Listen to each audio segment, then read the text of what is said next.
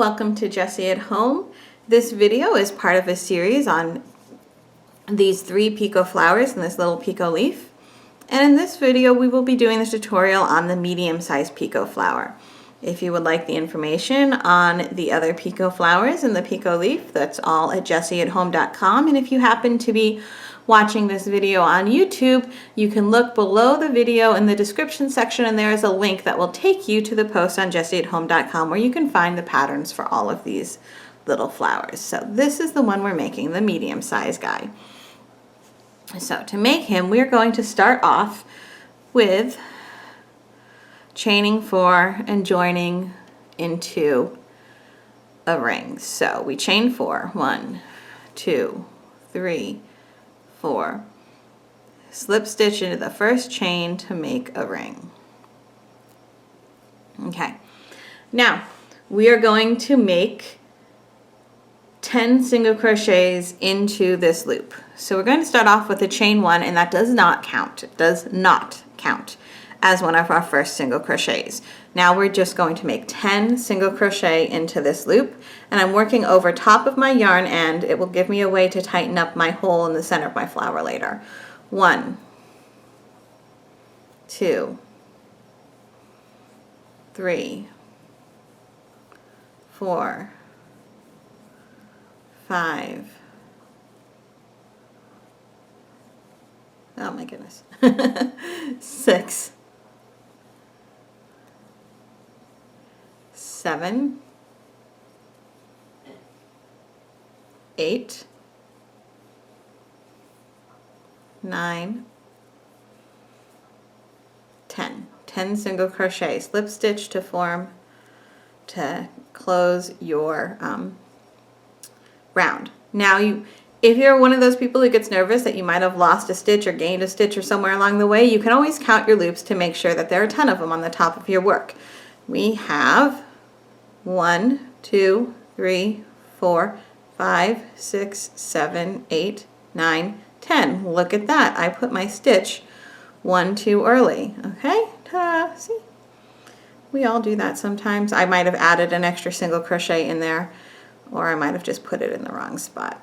So we're going to double check.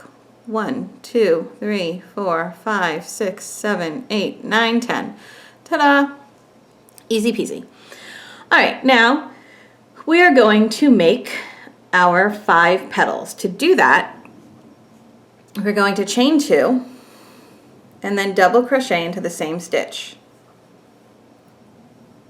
Now we're going to make a picot, hence the name of this picot flower. Picot is just 1, 2, 3 chains and then slip stitch into the first chain that you made. That makes a picot. Now we're going to double crochet into the next stitch.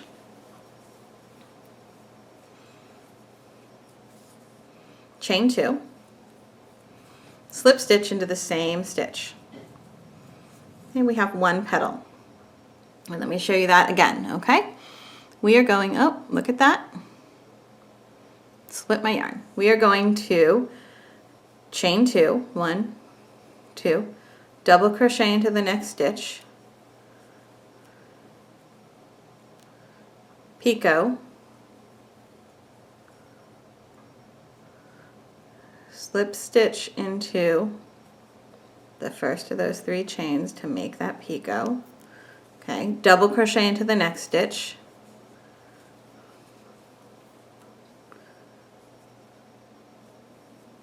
chain 2, and slip stitch. We're going to keep going all the way around. Okay, now it's time to make our last petal. It's chain 2, double crochet into the next stitch,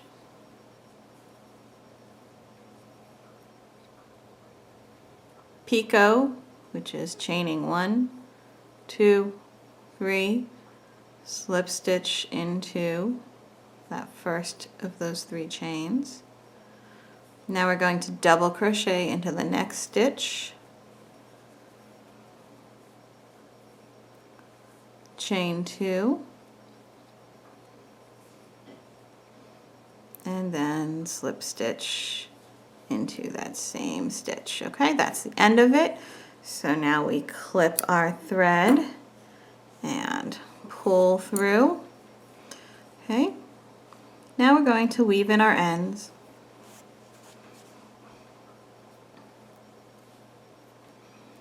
That is the eye hole end. So we're going to thread up the yarn from my last end.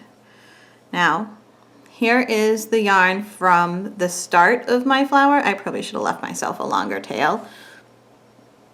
Be nice to yourself, leave yourself a longer tail. You're going to pull that to tighten up the center, okay? Don't worry if it's not completely closed and you want it completely closed. I mean, if there's a button or something on top of it, it's not a problem anyway. But even if you can't get it as tightly closed as you want at this point, don't stress. We'll close it up better in a moment. You're just going to feed this yarn from your last end through so that it comes out in the same spot that your starting yarn comes out. Okay, you want them to both be coming out the same spot, running the same direction. Now you want to thread the other end into your yarn needle as well.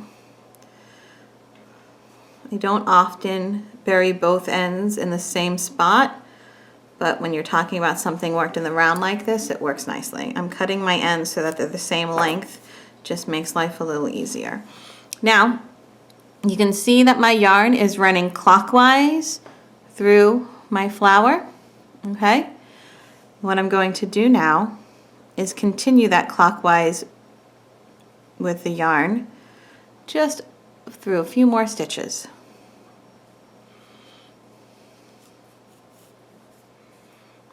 Now I'm going to lock the stitch and go the other direction, which means, again, you see where this comes out right here, where my yarn comes out right here? I'm going to go over about one stitch, go back the opposite direction.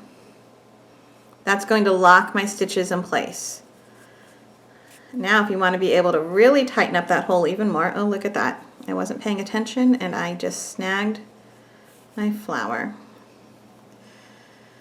So what happens when you're trying to watch yourself in the video monitor instead of on your own hands. There we go. And then keep going around in that circle until you've gone all the way around in the same direction. Okay. Maybe. There we go. And now if you pull that tight, you'll tighten up the circle. And turn around and come back the other direction if you want. One more time. Oh my goodness, I'm having issues today. There we go. You can clip those ends. Turn your little flower over. Fluff him out where he should be. And you have the medium-sized picot flower. All right, sometimes the picots like to flip around on you, but there you go, little medium-sized picot flower.